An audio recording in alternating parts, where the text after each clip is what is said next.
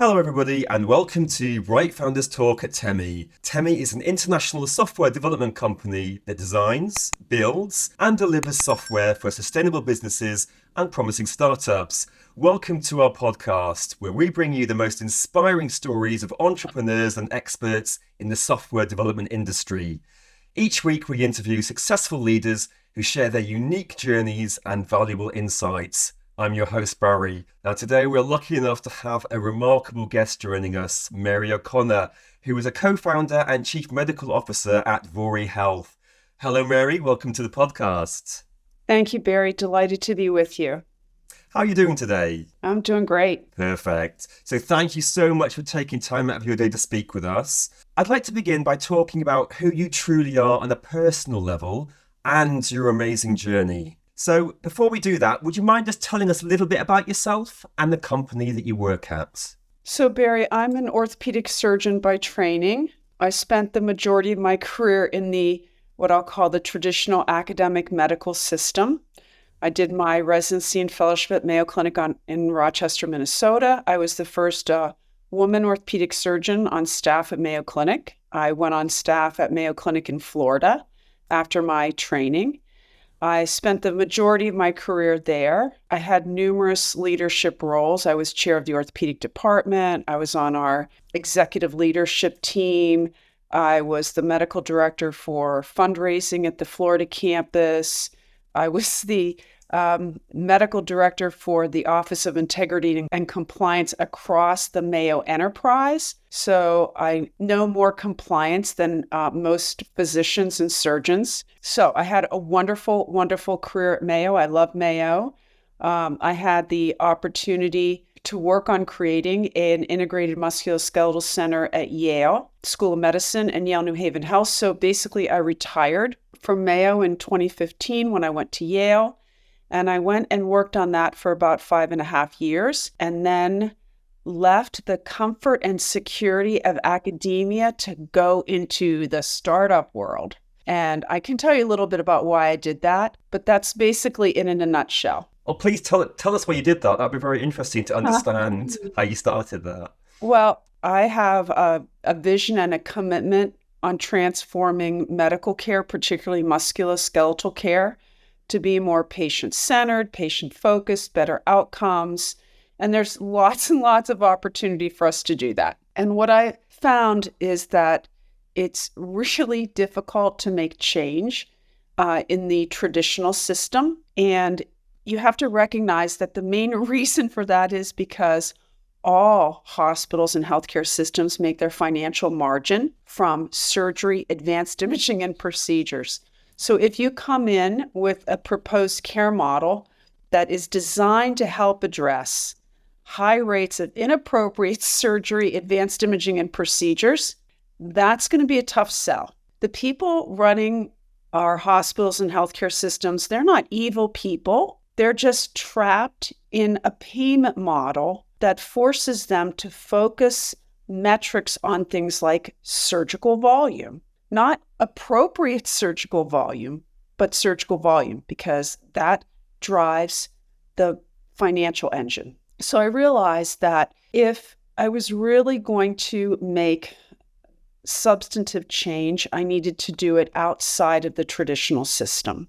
And the reason why I know this works is when I was chair of orthopedics at Mayo Clinic in Florida, I shook up the model by basically hiring 2 non-surgeon physicians into our all-surgeon department. And that allowed us to accomplish a few things. First, at Mayo, we have a very integrated model of care delivery. So, for example, if you went there for your annual physical and your internal medicine doctor said ortho consult, then I, as the chair, was responsible for making sure that you could be seen in our department within 3 days. Well, a lot of those patients, the vast, vast majority of patients, didn't need surgery.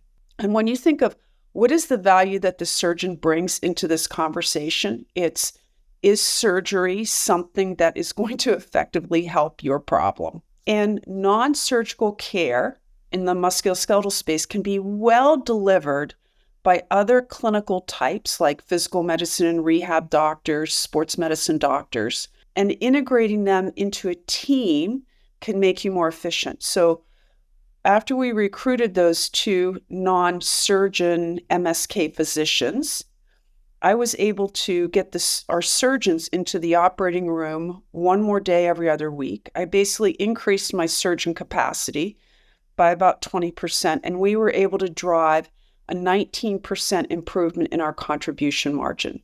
We published on this. So it's like, yeah, duh, the model works. It drives better finances. The patients were extremely satisfied. It got to the point where, we would have referrals to the department that would be specifically for one of the two non-surgeon docs. So it's like, yeah, you can do this. You need a broader team, because so much of what happens now in the traditional system is you go see your primary care doctor. Primary care doctors are not well trained in musculoskeletal. And so typically what happens is they're going to send you for an expensive MRI, and then you're going to get sent to the surgeon. And surgeons, like even myself, are no longer as well trained in non-surgical care. So we get into this situation where there's a natural bias. One, because I'm a surgeon, you came to me, I'm going to tell you if you need surgery or not. And number two, I'm actually not as well trained in non-surgical care. That all leads to what we see are inappropriate rates of surgical utilization. And we know that in the low back, it's really significant. I mean, you look at the Walmart Lowe's McKesson experience where they're sending their employees or a covered life, right, to a spine center of excellence. 50% of those patients are told, no, you don't need the surgery on your back that your surgeon at home told you should have, or that you're strongly considering. For knee replacement surgery, that can be 30% of patients are inappropriately having knee replacements. These are big numbers of patients. And Barry, remember, it's not just the surgery, it's the risk of complications, because there is no surgery that can be done without the patient having some risk of a problem afterwards.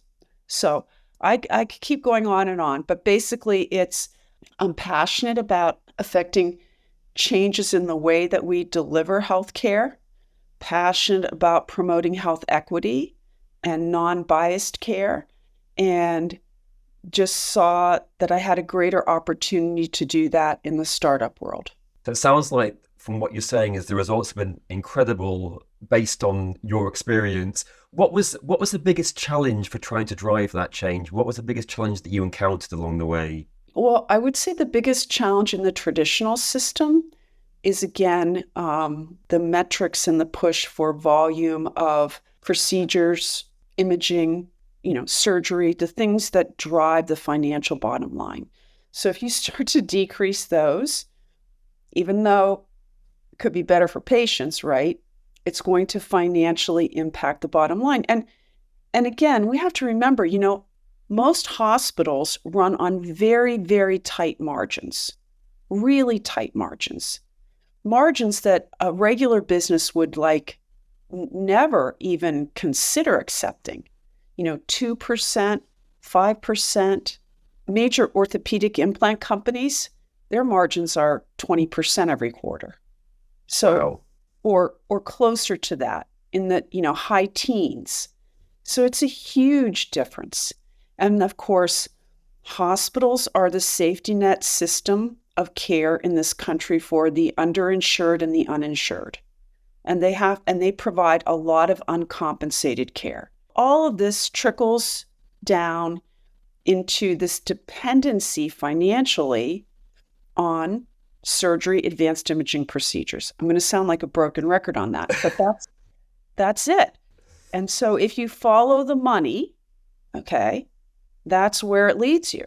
It seems like that's probably one of the reasons with the margins being so tight, it kind of stifles innovation because everyone's just desperately trying to keep their head above water, that they don't want to take risks and they don't want to change the status quo. Is that kind of like your interpretation of that? The change is very hard in medicine for many reasons. One, you mentioned there's not a lot of extra resources lying around to help support innovation, right?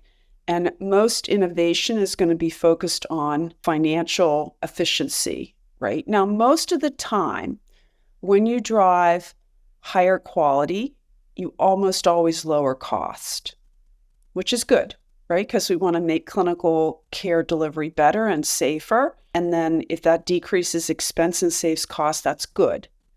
However, if you're also going to decrease the things that make the system money, like surgery, advanced imaging procedures, then that's a harder pill for a health system to swallow. Another factor is that, change is really hard in more traditional groups and conservative groups, which I would say is a kind of a blanket general statement for medicine, but that's what it is. And there's this, tremendous layer of administration between the patient and the physician and the top level leadership. I mean, if you look at the growth of hospital administrators, and again, I'm not singling them out as bad people, but if you just look at how the system has fundamentally changed now compared to 20, 30 years ago, it's this dramatic change of this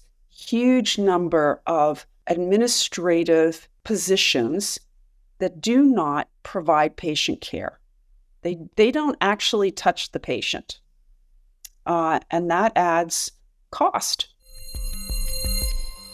So how did you get that sell-in? So you had this idea and you saw this where progress could be made. And I think, as you said, it's very conservative and people aren't wanting to take risks. How do you go about selling such a different way of viewing the world and treating patients? How did you go about getting that buy-in? I actually don't think it's difficult because there's two groups that are very open to what we do and our model of care delivery. One, anybody who's actually paying the bill. So self-insured employers, payers, we have contracts with major payers. We just landed our first Fortune 500 company. We have self-insured employers because anyone that's actually paying for the health care of their employees and covered lives understands this. Musculoskeletal cost is usually the top one or two costs for any self-insured employer and basically any payer. So they get it. And they understand that there's opportunity because there's overutilization of surgical procedures, etc. And so they're looking for solutions. And the solution isn't, in my opinion, right, to pay the doctors less, which is kind of what happens, right? We're going to decrease Medicare payments to doctors, or an insurance company is going to pay the doctors less. Like, that's not the solution. Physicians, highly skilled, very trained, they should be appropriately compensated. We need to pay doctors better for providing high quality care. Now, the way that the system has moved towards that in kind of this pay for value isn't quite working like most people would want, but the fundamental concept of let's get away from volume, which is the fee-for-service world. You're going to pay me for every time I see a patient, every operation I do, right?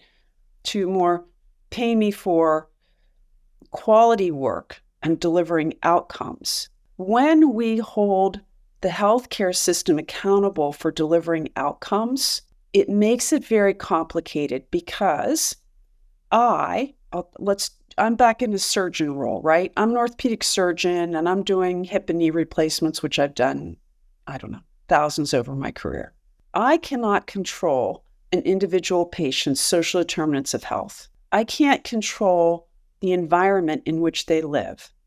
So there's a lot of factors that are going to influence the outcome of the surgery that I do that are beyond my control, but yet somebody may be holding me accountable to.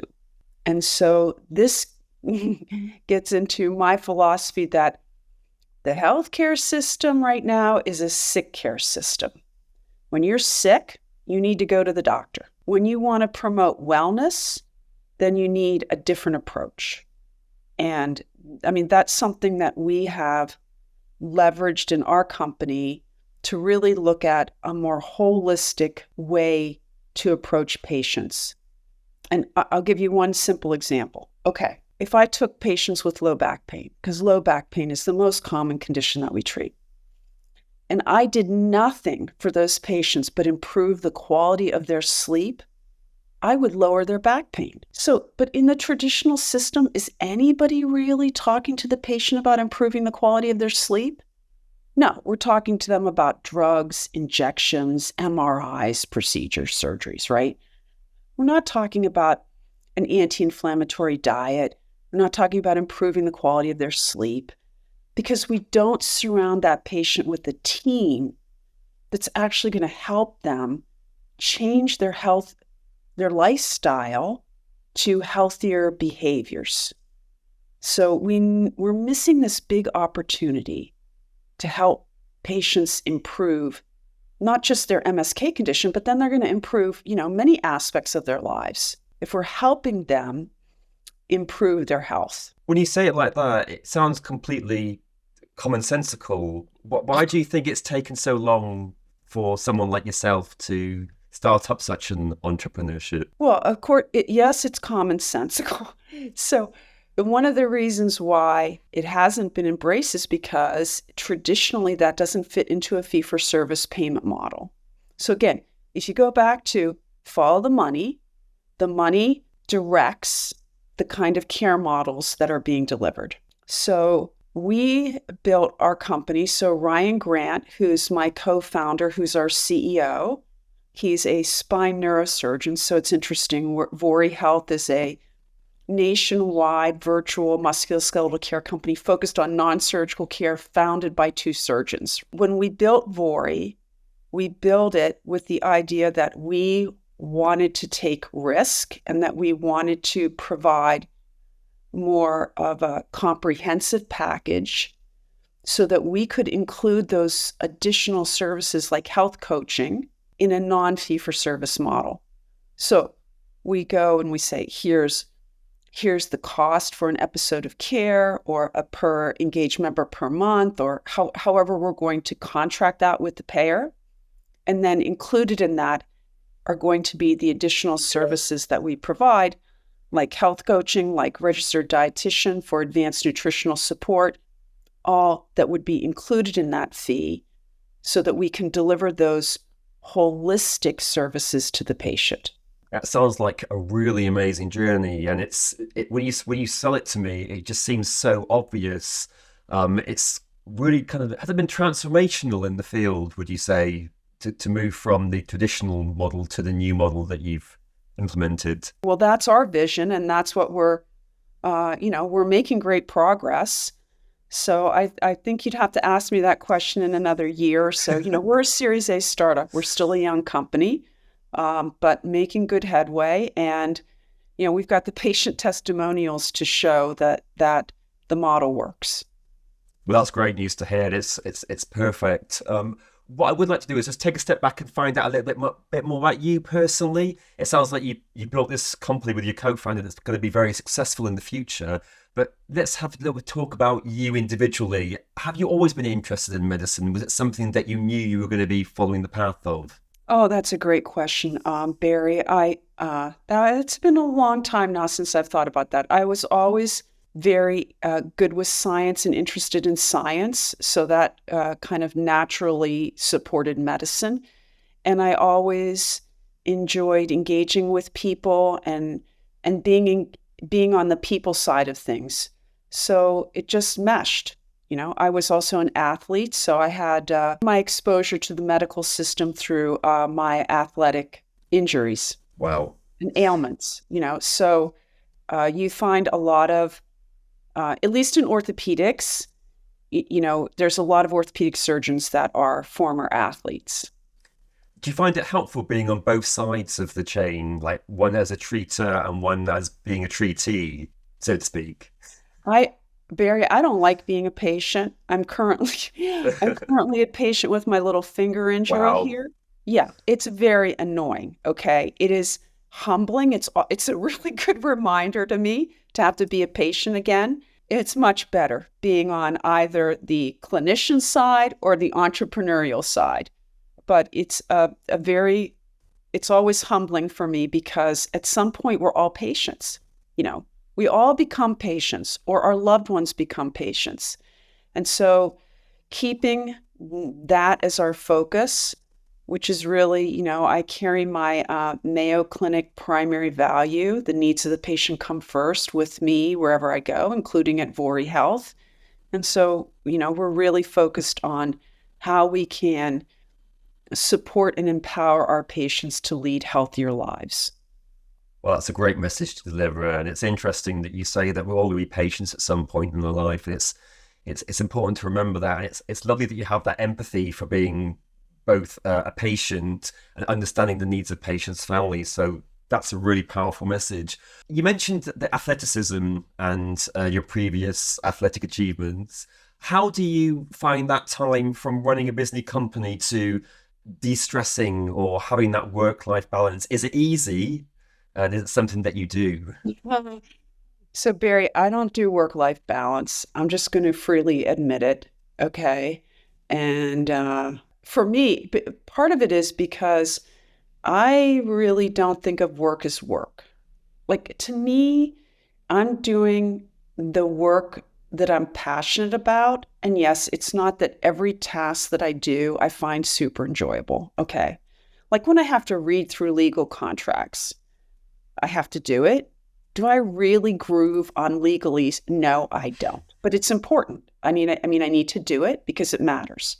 So, but I don't really consider work because it's exactly what I feel I need to be doing for to make a difference in terms of my professional life. And if medicine can't step up and start to find solutions, the solutions that will be imposed on us will not actually be patient-centered solutions, and they will also be bad for doctors and nurses and members of the healthcare team.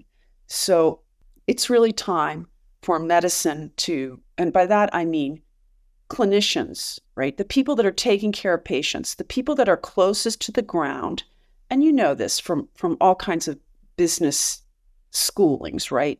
The people that are closest to doing the work are the ones that are going to come up with the best solutions. How do you navigate that? So let's say you have people with different views of the way that they want to move forward.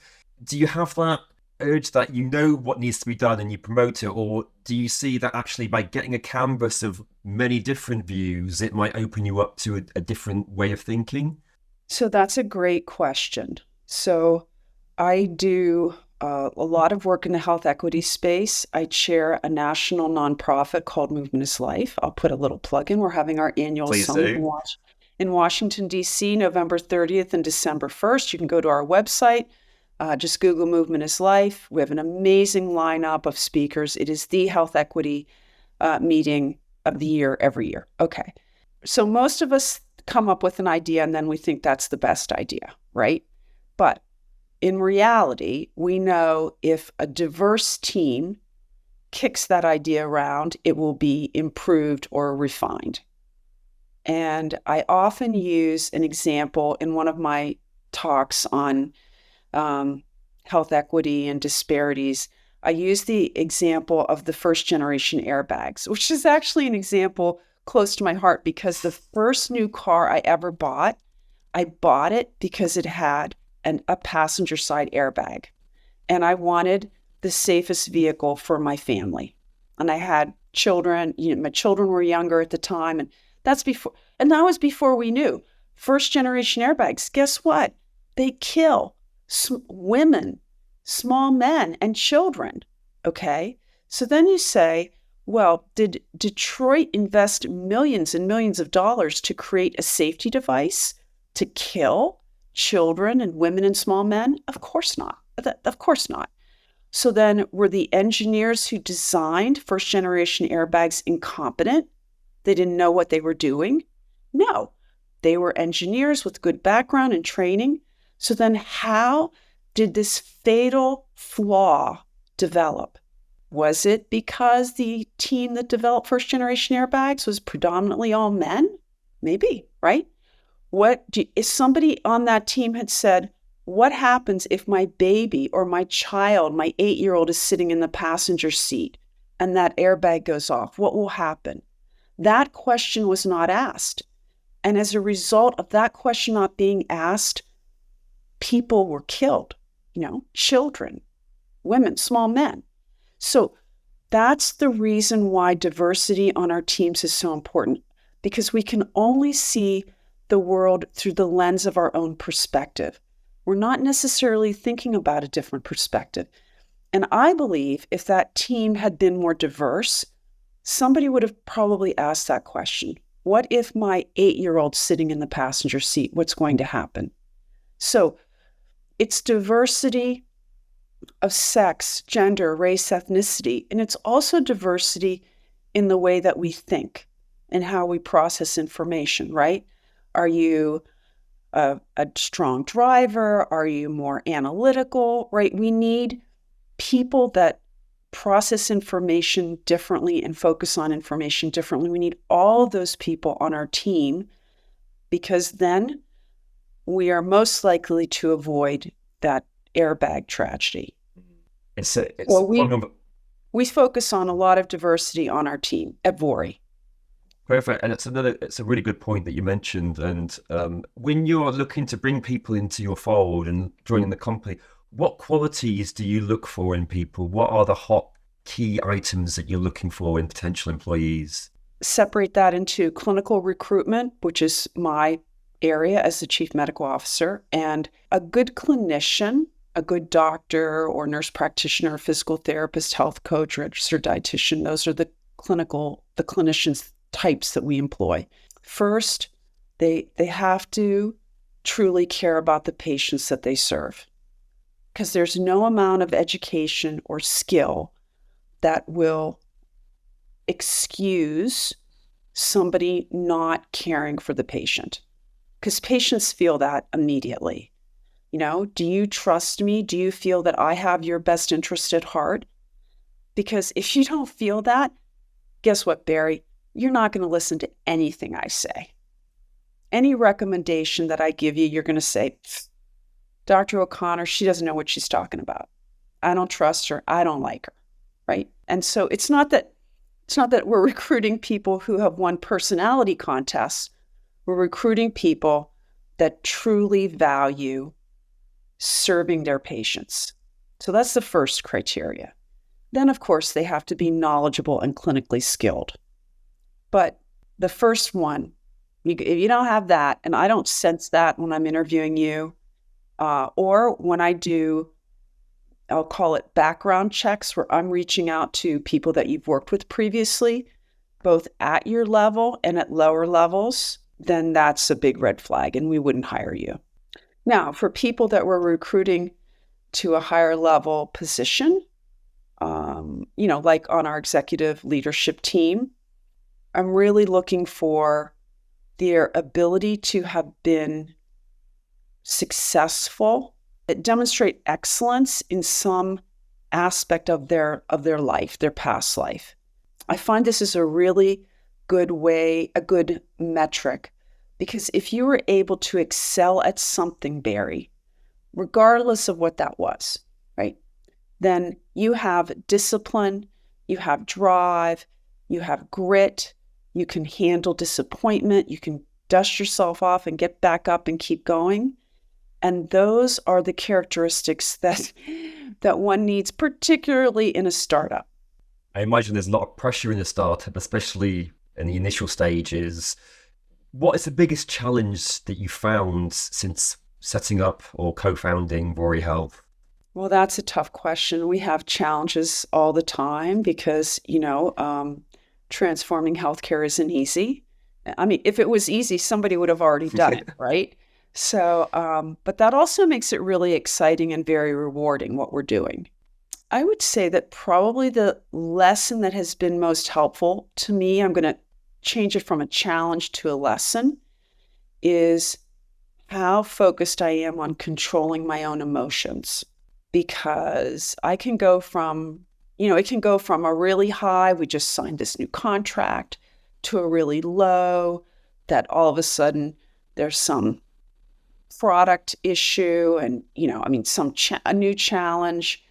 And so it's really keeping that, I call it keeping me centered and level-headed and just recognizing that, we're going to get there. These are problems which then give us the opportunity to be creative in solutioning and turn it into the enjoyment and excitement of that. How would you describe yourself if you had to use 3 words?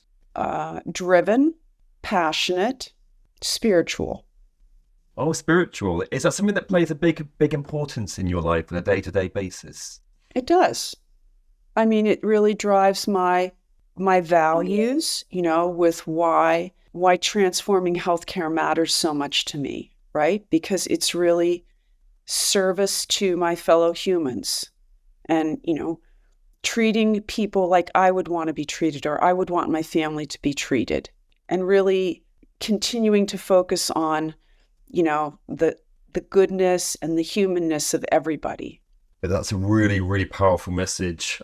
We are coming just briefly towards the end, so I'm sorry to say that we're going to be ending it shortly. But my final question to you is, if there's someone out there who's thinking, I'd like to transform their particular sector, or they'd like to become an entrepreneur, what advice would you give to someone who's maybe thinking about it, but not got their full commitment to doing it? That's a really good question, Barry. And I would say, be fearless.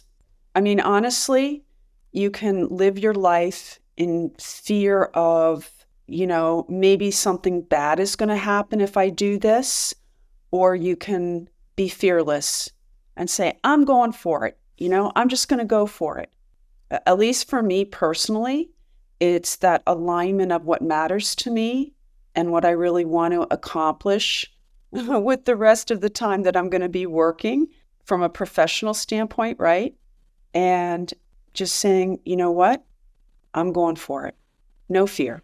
Perfect. And that's a great way to end the session on with such a powerful message. Thank you so much, Mary. Just want to thank you again for taking time out of your day, because I know you're very busy. It was a pleasure talking with you, and I hope you've enjoyed your time with us as well. Absolutely, Barry. Thank you so much. That was Mary O'Connor, co-founder and chief medical officer at Vori Health.